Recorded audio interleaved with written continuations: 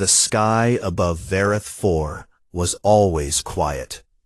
It was a small moon, far from the busy trade routes and the great empires that ruled the galaxy. The Rinhai who lived there were simple people. They farmed glowing crops that shimmered blue and gold in the long evenings. They raised gentle herd animals that sang low songs across the valleys. They had no weapons, they had no military, they had no enemies, because they had nothing anyone wanted. Olen was in the fields when the sky broke. She was an elder mother, tall even by Rinhai standards, nearly 8 feet, with 4 strong arms, and skin that glowed faintly with soft bioluminescent light.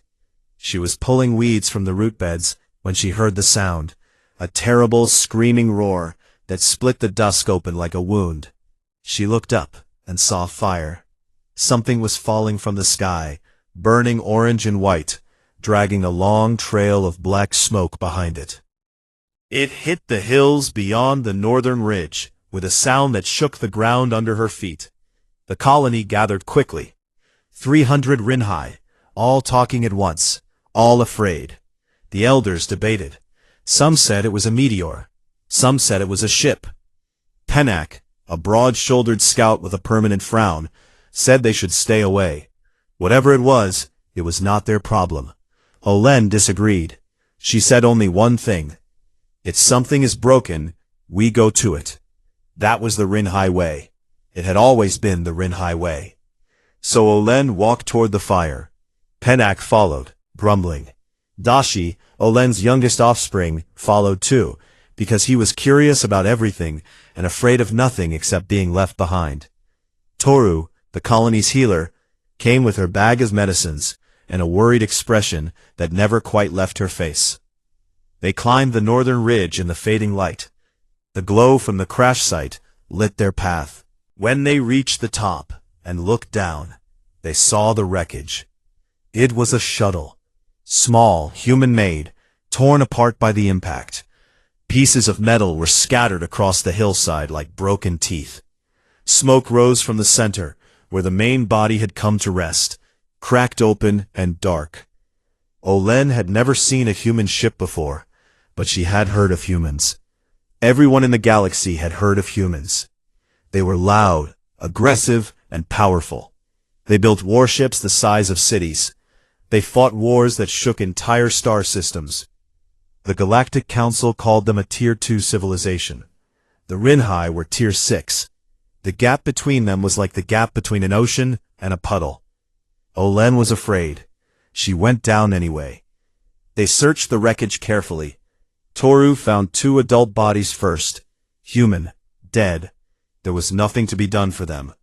Olen said a quiet prayer in the Rinhai way. A low hum, a wish for peace. And they moved on. There was nothing here but death and danger. Then Dashi heard something. It was faint, a small sound barely there, coming from inside a sealed compartment near the back of the shuttle. Dashi pressed his ear against the metal and listened. A heartbeat, tiny and fast, like a frightened bird. It took Penak and Olen together to pry the compartment open. Inside, wrapped in emergency shock foam that had hardened around her like a cocoon, was a child. A human child. She was small, impossibly small to Rinhai eyes. She had dark hair and a round face streaked with dirt and dried tears. She was clutching a small stuffed animal against her chest. Her arm was bent at a wrong angle. She was unconscious, barely breathing, but alive. For a long moment, nobody spoke. Penak broke the silence. He said that they should leave her. Her people would come for her. If the Rinhai took her, it could bring trouble, human trouble, warships and soldiers, and questions they could not answer. The colony could not afford that kind of attention. Olen looked at the child. She looked at the broken arm. She looked at the small fingers wrapped around the stuffed toy. She looked at the shallow, struggling breaths. She is a child, Olen said. That is all that matters. She picked the girl up with 2 of her arms, gently, as if she were lifting something made of glass. The child did not wake.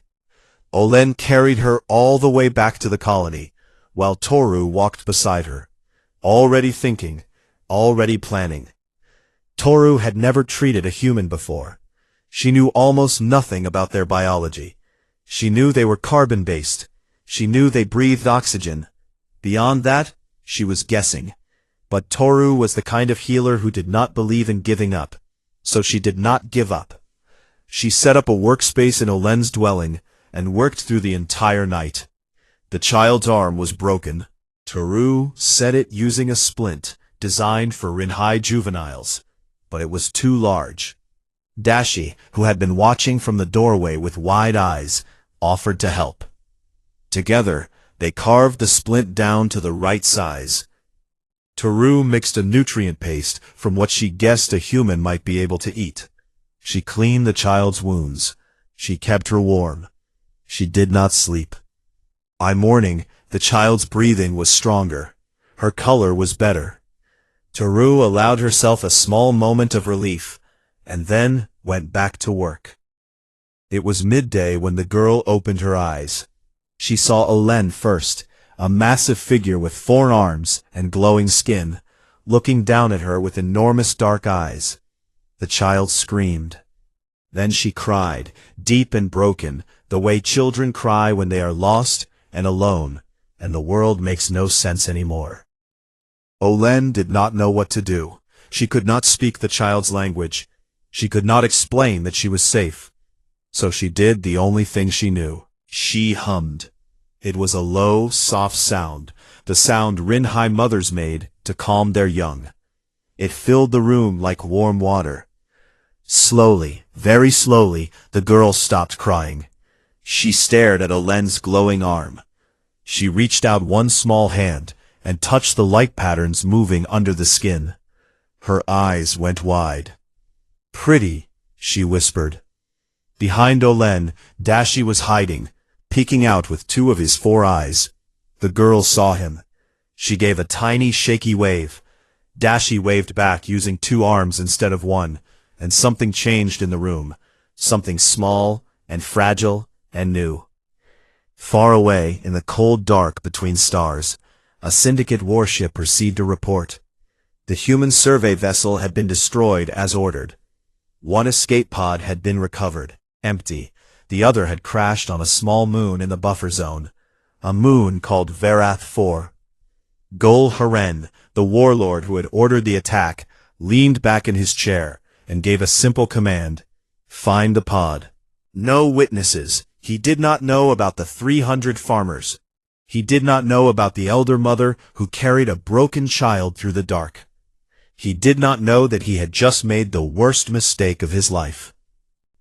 The days passed slowly on Verath 4, and the human child began to heal. Her name was Sumin. They learned this on the 3rd day, when she pointed at herself and said it over and over until Olen repeated it back. Olen's mouth was not made for human sounds, so it came out wrong, more like Sumin, stretched and hummed. Sumin laughed when she heard it. It was the first time she had laughed since the crash, and the sound of it made every Rinhai in the dwelling stop and listen. Sumin was 7 years old. She did not speak Rinhai, and no one in the colony spoke Korean or English. But children do not need words the way adults do. Sumin and Dashi found their own language within a week. They drew pictures in the dirt. They pointed at things and made sounds. They invented hand signals for hungry and tired and come look at this. Dashi taught her to call the herd animals by copying their low singing sound. Sumin taught him a clapping game that made no sense to him, but he played it anyway because it made her happy. The colony watched all of this with a mixture of wonder and nervousness. Most of the Rinhai had never seen a human before. Sumin was so small. Rinhai children were born nearly twice her size. She moved quickly, talked constantly, even when no one understood her, and seemed to have an endless desire to touch everything. She picked up glowing flowers and held them against her face. She tried to ride one of the herd animals and fell off 3 times before Pennek pulled her away. scolding her in Rinhai, which she completely ignored. Pennak was the last to warm to her, and he would have said he never did. He was a scout, practical and cautious, and he believed the child would bring disaster. But on the 9th day, Sumin wandered too close to the ravine at the edge of the colony. The ground crumbled under her feet. Pennak was 30 steps away, and he covered the distance faster than anyone thought possible, all 4 arms reaching out, grabbing her and pulling her back before she even had time to scream. He set her down roughly and told her she was foolish, in a language she did not understand. She looked up at him, smiled, and hugged his leg. Pennak stood very still for a long time. That evening, without saying anything to anyone, he began carving small wooden figures for her, animals mostly, with big round eyes. Toru continued her work with quiet determination. She kept a journal, writing down everything she learned about Sumin's body. The child's broken arm was healing at a speed that amazed her. Rinhai bones took months to repair. Sumin's was mending in weeks. Her body temperature was dangerously high by Rinhai standards, but Toru eventually understood that this was normal for humans. She wrote in her journal, "The child's body fights to survive with a strength I have never seen in any species. Everything about her is designed to heal, to recover, to keep going. It is as if her entire biology refuses to give up." Sumin had nightmares. They came almost every night in the first 2 weeks. She would wake up screaming, crying out in Korean, calling for her parents. Olen did not understand the words, but she understood the sound. It was the sound of a child who had lost everything. Every night, Olen went to her. Every night she picked Sumin up and held her in 2 of her 4 arms and hummed the low soft song that Rinhai mothers had hummed for thousands of years. And every night, Sumin would press her face against Olen's glowing skin and cry until she fell back asleep. One morning, Olen was sitting with Toru while Sumin played with Dashi in the field outside. Olen watched them through the doorway, the small human girl and the tall alien boy, chasing each other through rows of glowing crops, laughing in 2 different languages. "I know her people will come," Olen said quietly. "I know I will have to give her back." Toru said nothing. "But not yet," Olen whispered. "Not yet." On the 22nd day, Toru found that the emergency beacon from Sumin's escape pod was not completely dead. It was damaged, sending only a weak and broken signal, but it was there, pulsing faintly into the void. Pennak wanted to destroy it immediately. A signal meant attention. Attention meant danger. But Olen refused. "Her people deserve to know she is alive," Olen said, and that was the end of the discussion. On the 31st day, the danger arrived. A ship landed on the far side of the ridge, small, dark, unmarked. 3 armed soldiers stepped out. They were syndicate operatives, sent by Gol Haren, and they had come for one reason, to find the child and make sure she could never tell anyone what happened to her parents' ship. Pennak saw them first. He was scouting the ridge, as he did every morning now, and he watched them through the tall grass. 3 soldiers, armed with energy weapons, moving toward the colony with the casual confidence of people who expected no resistance. Pennak ran back to the colony. He did not panic. He gathered every able-bodied Rinhai he could find. Farmers, herders, builders, mothers and fathers and elders. He looked at them, 300 unarmed civilians who had never fought anyone in their lives, and told them the truth. "Armed men are coming. They are coming for the child. We have no weapons. We have no training. We have nothing except ourselves." He paused. The colony was silent. "We do not let them take her." Nobody argued. Nobody ran. They walked together to the center of the colony, and they formed a wall. A living wall of Rinhai bodies, standing shoulder to shoulder, 4 arms linked, surrounding the dwelling where Sumin hid with Dashi. Dashi held her hand. Suman did not understand what was happening. Dashi did not try to explain. He just held on. The syndicate soldiers arrived and stopped. They had expected an empty farming colony. They had not expected 300 people standing in their way, glowing softly in the dusk, silent and unmoving. The lead soldier shouted at them to move. No one moved. He fired a warning shot into the air. The sound cracked across the valley. Several Rinhai flinched. None stepped back. The second shot was not a warning. It hit Pennak in the shoulder. He staggered. Blue blood ran down his arm. He straightened up and stood exactly where he was. He said nothing. He simply did not move. They had come to silence a child, not to slaughter a colony. They were not equipped for this.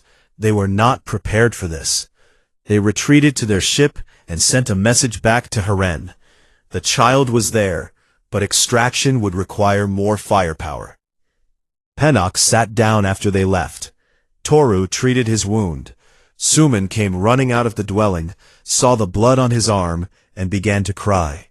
Pennak looked at her with his rough, tired face, and held up one of the small wooden figures he had carved, a little animal with big eyes. He put it in her hand, and said something in Rinhai that she did not understand. Toru translated it later, after she had finished bandaging him. He had said, "Stop crying. I am not going anywhere." That night, deep in space, aboard the UEN cruiser Hanlasan, a young lieutenant named Kwan Nara was monitoring signal frequencies when she caught something. It was faint, broken, barely a whisper in the static. She ran it through the database and felt the blood drain from her face. She walked to the bridge and found Captain Yun Taeho standing at the viewport. "Sir," she said, "I found a child's emergency beacon. It is from the Park Survey vessel, the one we listed as destroyed with no survivors." Taeho turned slowly. "A child," he said. "Yes, sir, a 7-year-old girl." Taeho looked at the stars for a long moment. Then he gave the order to change course. The Hanlasan turned toward Vareth 4, and it did not go slowly. The Hanlasan dropped out of warp above Vareth 4 like a blade sliding from a sheath. Captain Yun Taeho stood on the bridge and studied the scans as they came in. The moon was small and green, covered in fields and valleys. The Rinhai colony sat in the center of a wide basin, 300 life signs, clustered together. On the surface, the wreckage of a human shuttle, and in orbit on the far side of the moon, half hidden behind the curve of the world, a syndicate patrol frigate. Taeho said nothing for several seconds. Then he ordered battle stations, quietly, the way he did everything. The Hanlasan was a diplomatic cruiser, not a battleship, but it carried enough firepower to make the frigate think twice. For now, that would have to be enough. "Nara," he said, "you are with me on the ground. Bring everything you have on the Rinhai language. Medic team, 1 shuttle, 4 Marines, weapons holstered. We are not going down there to fight." Nara nodded and gathered her translation files. She had spent the entire journey pulling together every fragment of Rinhai trade common in the ship's database. It was not much. The Rinhai were a Tier 6 species, peaceful farmers, barely a footnote in the Galactic Council's records. Nobody had bothered to study their language in detail. The shuttle landed at the edge of the colony in the pale morning light. When the doors opened, Taeho stepped out first. He was a man of average height by human standards, which meant he was small. The gravity was light. The air smelled like growing things. The Rinhai saw them coming, and the reaction was immediate. Fear. Taeho could see it in the way they pulled back, the way the smaller ones hid behind the larger ones. These were people who had already been attacked once. They did not know if this was rescue or a second wave. Olin came out alone. She walked through the colony toward the landing site with slow, steady steps. She was nearly twice Taeho's height. Her 4 arms hung at her sides. Her skin glowed faintly in the daylight, patterns of blue and white shifting with her pulse. She was terrified. Tejo could see it in the way her light flickered, but she walked forward anyway, placing herself between her people and the strangers, the way she had done before. Tejo stopped. He held up both hands, empty, and waited. Nara stepped forward and began to speak in broken Rinhai trade common. She introduced Tejo. She explained they had received a distress signal. She said they were looking for a human child.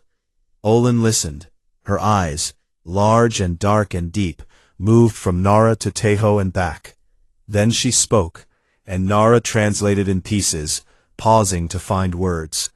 Olin told them everything: the crash, the dead adults, the child in the sealed compartment, the broken arm, Toru's work, the 37 days, the Syndicate soldiers, the wall, Penak's wound, all of it in a calm and steady voice, while the morning light grew brighter around them.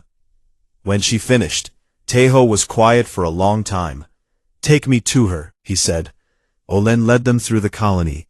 The Rinhai watched from doorways and behind crop rows, hundreds of glowing eyes following the small group of humans. Tejo kept his hands visible the entire time. His Marines walked behind him, professional and silent, weapons untouched. Olen stopped at a dwelling near the center of the colony and gestured for Tejo to enter. He ducked through the doorway, which was built for someone much taller than him, and stepped inside. Suman was sitting on the floor with Dashi. They were drawing pictures together on a flat piece of stone, using colored paste that Dashi had made from crushed flowers. Suman was wearing a Rinhai woven garment, soft and too large for her, the sleeves rolled up many times. Her hair had small glowing flowers braided into it, clumsy and uneven, clearly done by hands much bigger than hers. Dashi's work. She looked up when Tejo entered. She saw a human face for the first time in 37 days. She stared at him. Tejo knelt down slowly, bringing himself to her level. He looked at this child, healthy, clean, cared for, alive, in this alien dwelling on this tiny moon at the edge of nowhere, and something in his chest tightened. "Hello, Suman," he said in Korean. "My name is Tejo. I have come to take you home." Suman looked at him. Then she looked at Dashi. Then she looked back at the doorway, where Olen's tall figure filled the frame, her glow dimming with worry. Suman grabbed Dashi's hand and held it tight. "They are my family too," she said. Tejo had commanded warships in combat. He had given orders under fire without hesitation. He turned away from the child for a moment and pressed his hand over his eyes. Nara, standing behind him, pretended not to notice. Outside, Toru was waiting. She approached the human medic with her journal held out in front of her like an offering. A thick book filled with 37 days of meticulous notes on Suman's condition. Every observation, every treatment, every failed attempt and successful adjustment. The medic took it and began to read. He turned pages slowly, and his expression changed from professional interest to genuine astonishment. Toru had worked with no references, no human medical database, no equipment. She had kept a critically injured human child alive through nothing but observation, intelligence, and the absolute refusal to let her patient die. The medic looked up at Toru. She was smaller than Olen, with 4 delicate arms and nervous light patterns flickering across her skin. He said, "You are a better doctor than most of ours." Toru did not know what the words meant until Nara translated them. She looked at the ground and said nothing, but her skin glowed brighter. The calm did not last.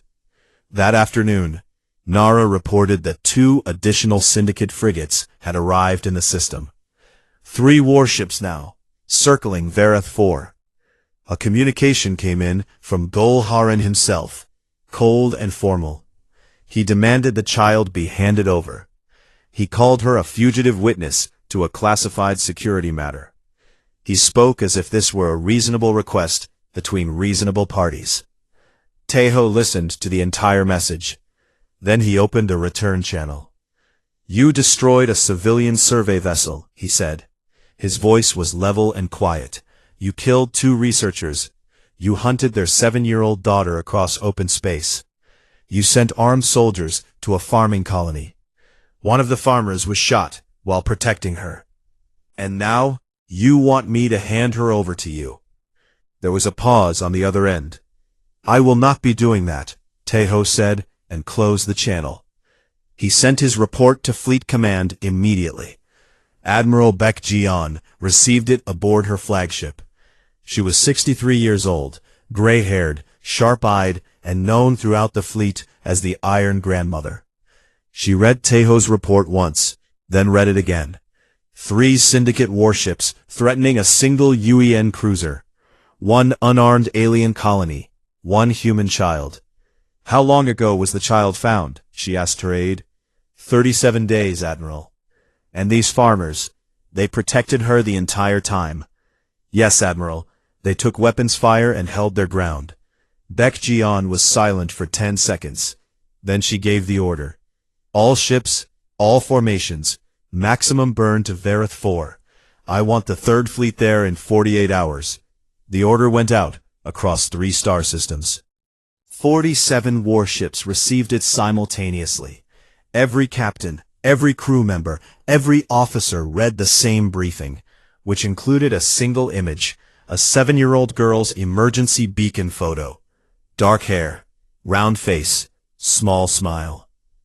The 3rd Fleet of the United Earth Navy changed course together, and they did not move at standard speed. They moved at maximum burn, engines pushed to their limits, the kind of speed that was reserved for one situation only: war. On Verith 4, Sumin sat in Olen's lap and braided flowers into the alien's arm, while the stars above them filled with ships. They came out of warp like a wall of steel and light. 47 warships appeared around Verith 4 in perfect formation, so close together that their shields almost touched. Destroyers, cruisers, frigates, and at the center, the flagship of the 3rd Fleet, the UEN Baekdu, carrying Admiral Baek Ji-yeon and enough firepower to crack a small planet open. The fleet surrounded the moon in every direction. There was no gap. There was no escape route. There was only iron. The 3 syndicate frigates found themselves trapped like insects in a closed fist. Aboard his command ship, farther out in the system, Gul Heron watched his tactical display update. The color drained from his face. He had expected a response. Maybe 2 ships. Maybe a diplomatic protest. He had not expected this. He had not expected the entire 3rd Fleet to come screaming across 3 star systems for 1 child. Admiral Baek Ji-yeon opened a communication channel. She did not stand up from her chair. She did not raise her voice. She spoke the way someone speaks when they have already made every decision that matters. "This is Admiral Baek Ji-yeon of the United Earth Navy 3rd Fleet. You are in weapons range of 47 warships. You will power down your weapons and surrender your vessels immediately. You have 60 seconds. There will not be a 61st. 2 of the 3 frigates surrendered within 30 seconds. Their captains were syndicate employees, hired guns, not soldiers. They looked at the fleet around them and decided that whatever Haren was paying them, it was not enough to die for. The 3rd frigate fired. It was a single shot, aimed at the Hanlasan, where Sumin was still aboard. The shot never reached its target. 6 UEN destroyers fired simultaneously, and the frigate came apart in a burst of white light and spinning metal. The entire engagement lasted 11 seconds. When it was over, there was nothing left but debris drifting slowly in the silence of space. Baek Ji-yeon did not comment on it. She moved to the next objective. Captain Taeho was given command of a fast attack squadron and a single order: find Gul Haren. The warlord had already turned his command ship and run for wild space, burning hard for the outer rim, where law and order dissolved into nothing. Taeho pursued him for 3 days, across increasingly empty space, through dead systems and abandoned shipping lanes, until Heren's ship made a mistake. A navigation error brought it too close to a gravity well, and the engine stalled for 40 critical seconds. That was all Taeho needed. His ships closed the gap and disabled Heren's vessel with surgical precision. No killing shots. Taeho wanted him alive. When the boarding team brought Heren to the bridge in restraints, Taeho looked at him for a long time, without speaking. Heren was tall, scarred, and had the dead eyes of a man who had done terrible things without losing sleep. He looked at Taeho with contempt. "All of this," Heren said, "for one child." Taeho considered this. "Yes," he said, "that was all." The intelligence pulled from Heren's ship was enormous. Smuggling routes, pirate bases, supply chains, bribed officials, decades of criminal infrastructure laid bare in captured data files. And buried in those files, a name that sent shockwaves back to Earth. Counselor Moon Jae-sung, a sitting member of the United Earth Council, who had been quietly facilitating syndicate trade routes through protected space in exchange for money. Moon had known about the attack on Sumin's parents' ship. He had done nothing. On Earth, the story broke like a dam. The media received the full account. A 7-year-old girl, orphaned by pirates, her escape pod crashing on a remote moon, and the alien farmers who had found her and kept her alive for 37 days, with no reason to help and every reason to be afraid. The Rinhai, a species most humans had never heard of, became the most famous people in the galaxy overnight. Images flooded the networks, Rinhai with their glowing skin and 4 arms, standing in their fields, gentle and strange and brave. The image that spread the farthest was a still taken from a Marine's helmet camera during the rescue. Somin, sitting on the floor with Dashi, flowers in her hair, holding his hand. The public reaction was something that politicians and analysts would study for years. It was not anger, not exactly. It was something deeper and older. It was the fury of a species that had looked at the stars and found, in all that cold emptiness, one small light of kindness, and learned that someone had tried to destroy it. Counselor Moon Jae-sang tried to control the damage. He appeared on broadcasts and attempted to frame the Rinhai as having detained a human child without authority. He called for an investigation. He questioned whether the Rinhai could be trusted. Special Envoy Han Dawen dismantled him in a single public hearing. Dawen was a soft-spoken man with a gentle face and the instincts of a blade. He presented the evidence calmly. Mun's financial connections to the syndicate, his knowledge of the attack, his silence. He presented Toru's medical journal and had a human doctor testify that the Rinhai healer had saved Sumin's life using nothing but intelligence and care. He presented Penak's wound, still healing, received while standing between armed men and a human child. Mun was arrested 3 days later. He did not speak to the media on his way out of the council chamber. In a closed session of the United Earth Council, a recorded video of Sumin was played. She had been asked, gently, to describe what had happened to her. She talked about the crash. She talked about waking up and being scared. She talked about Olen humming her to sleep. She talked about Dashi teaching her to call the animals and braiding flowers into her hair. She talked about Toru fixing her arm even though it hurt and being gentle. She talked about Penak, who was grumpy and rough and carved her little wooden toys when he thought she was not looking. She held up 2 things. In one hand, the stuffed animal she had been clutching when the Rinhai found her in the wreckage. In the other, a small wooden figure that Penak had carved. A little Rinhai with 4 arms and big round eyes. She pressed them together and held them against her chest. "These are both mine," she said. The council chamber was completely silent. 1 week later, Admiral Baek Ji-on stood before the United Earth Council and the Galactic Council in a joint broadcast watched by billions across hundreds of worlds. She was in full dress uniform, gray hair pulled back, her face as still and hard as carved stone. She read the Declaration of Protection. "The Rinhai people," she said, "unarmed, untrained, and under no obligation, shielded a human child with their own bodies. They bled for her. They faced death for her. They asked for nothing in return. Humanity does not forget this. As of this moment, the Rinhai species and all territories they inhabit are declared under the full and permanent protection of the United Earth Navy.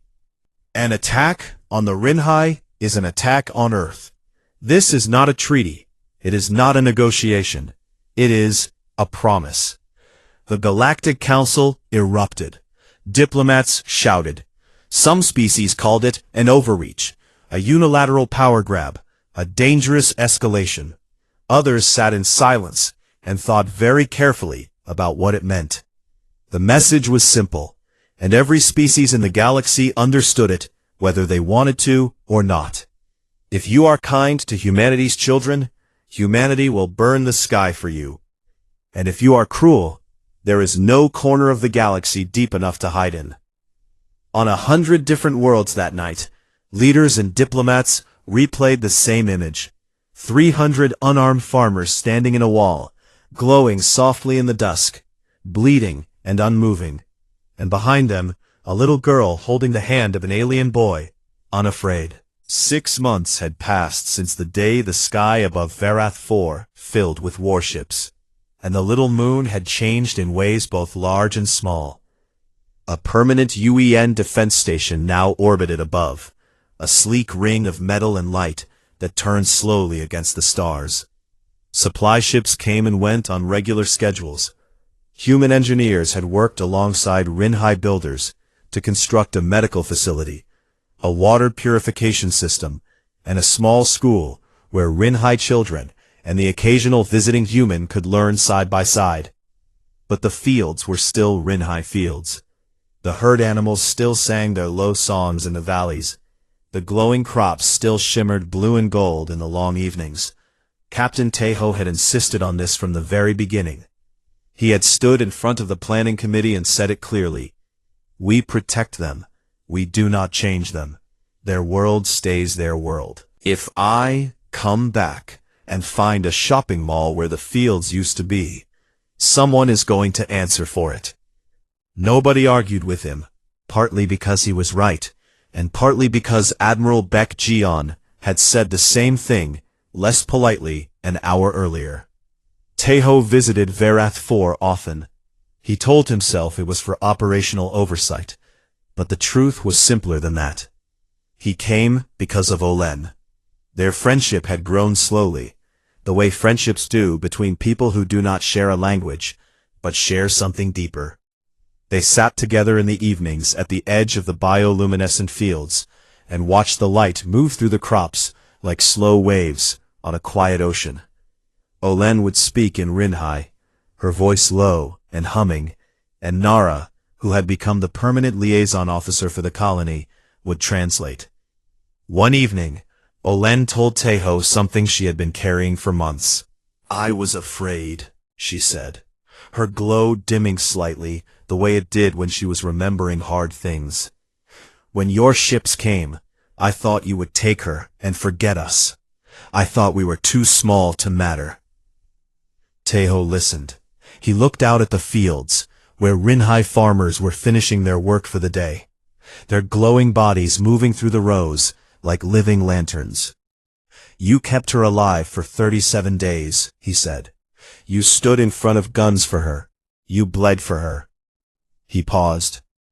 "We will keep you safe for as long as there are stars." Olen was quiet for a long time after that. Her glow brightened slowly, the way a sunrise builds, and she hummed a single low note that Tejo had learned was the Rinhai way of saying something too large for words. Sumin lived on Earth now, with her aunt and uncle, her father's older sister and her husband, a quiet couple in a small city, who had never expected to raise a child who had become the most famous 7-year-old in human history. They did their best to give her a normal life, and mostly succeeded, because Suman was the kind of child who cared more about catching frogs in the garden than about being on the news. But she visited Vareth 4 regularly. Admiral Baek-jeon had personally arranged a special transport for her, a small fast ship that made the journey every 2 months. When asked about it by a junior officer, who thought it seemed like an extravagant use of military resources, the admiral had looked at him with her flat steel-gray eyes and said, "That child held this fleet together. She can have a ride." The junior officer never brought it up again. Every visit was the same. The transport would land, the door would open, and Suman would come running out before anyone could stop her. Dashi would be waiting at the edge of the landing zone, bouncing on his feet, unable to contain himself. They would crash into each other in a hug that involved 2 human arms and 4 Rinhai ones, and they would not stop talking for hours. They had built their own language by now, a strange, wonderful mixture of Korean, Rinhai trade common, and pure invention. Words that existed in no dictionary, sounds that belonged to no language, meanings that only they understood. Dashi had started learning to read Korean from a tablet Nara had given him. Suman could sing 3 Rinhai herding songs perfectly, and the herd animals actually responded to her, which amazed the Rinhai farmers, because the animals usually ignored everyone except their handlers. Penak received his summons on a Tuesday, and spent the next 2 weeks trying to get out of it. He had been selected as the first non-human in history to receive the UEN Medal of Valor, the highest honor the United Earth Navy could award. Penak did not want it. He did not like ceremonies. He did not like crowds. He especially did not like the idea of standing on a stage while humans stared at him. But Olen told him he was going. And when Olen told you something in that particular tone of voice, you went. The ceremony was held at the UEN headquarters on Earth. Penak stood on the stage in front of 1,000 humans, stiff and uncomfortable, his forearms held rigidly at his sides. He was the tallest person in the room, by a wide margin, and he looked like he wished he were the smallest. Admiral Baek-jeon pinned the medal to his chest herself. She had to reach up to do it. When it was done, she stepped back and saluted him, and every officer in the room saluted with her. Penak was asked to say a few words. He looked out at the crowd, clearly wishing he were anywhere else. He spoke in Rinhai, and a translator carried his words through the room. "I did not do it for a medal," he said. "I did it because she was small, and she was afraid, and I was there." He stopped talking and stepped back, apparently believing that was sufficient. The room was silent for 3 full seconds, and then the applause started and did not stop for a long time. Penak endured it with the expression of a man standing in heavy rain, waiting for it to end. His words were broadcast across every human network that evening. Within a week, they were the most repeated sentence in human media. They were printed on posters. They were carved into a memorial stone at the UEN Academy. Penak, when he learned about this, said, "Why?" And no one had a good answer for him. Teru's fame came differently and more gently. Her medical journal, 37 Days of Observations on Human Biology, written by a Rinhai healer with no prior knowledge, no equipment, and no references, was published as a xenobiological text by the University of Seoul. It was immediately recognized as one of the most remarkable medical documents in interspecies history. Teru was invited to give a lecture at the university's medical school. She almost did not go. She was terrified of humans in large numbers, and did not understand why anyone would want to hear her speak. Nara convinced her by saying truthfully that the human doctors wanted to learn from her, and learning was the one thing Toru could never refuse. Her first lecture was given in a packed auditorium of 1,000 human medical students and professors. She spoke through a translator, her 4 hands gesturing nervously, her bioluminescent skin flickering with anxiety. She talked about finding Suman, about not knowing what to do, about guessing and failing and trying again. The title of her lecture was, "I did not know how to save her, so I watched and I learned." When she finished, the auditorium rose to its feet. The applause lasted 4 minutes. Toru stood on the stage, blinking, completely confused by why they would not stop clapping. Nara had to explain it to her afterward. Toru said, "But I was only doing my work." Nara smiled and said, "That is exactly why they are clapping." The Declaration of Protection changed the galaxy in ways that were still unfolding. 3 other species had formally requested partnership agreements with Earth. The Syndicate's power in the Outer Rim had collapsed completely after Haren's capture. And a new, unspoken rule had settled over the galactic community. A rule that nobody had voted on and nobody had written down, but everybody understood. Do not harm what humanity loves, because humanity remembers. On the day of Suman's last visit before winter, the light on Vareth 4 was golden and soft.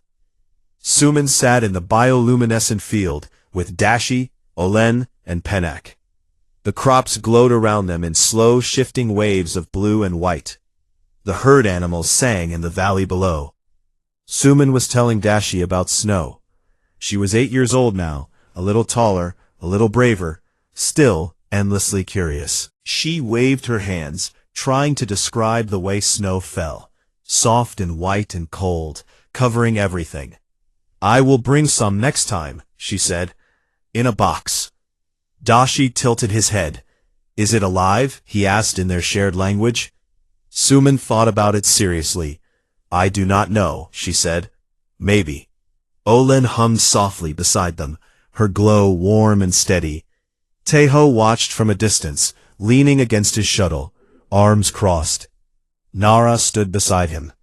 The evening light made the field look like a sea of gentle fire. "This is what we are out here for," Teho said quietly. "Not the ships, not the stations. This." Nara nodded. She did not say anything. She did not need to. Above them in the black silence of orbit, a UEN battlecruiser turned slowly, its hull bristling with weapons that could level cities. It shielded a tiny moon. It protected a garden and the people in it. The stars burned cold and vast, as they always had and always would. But in the garden, there was warmth, and that was enough.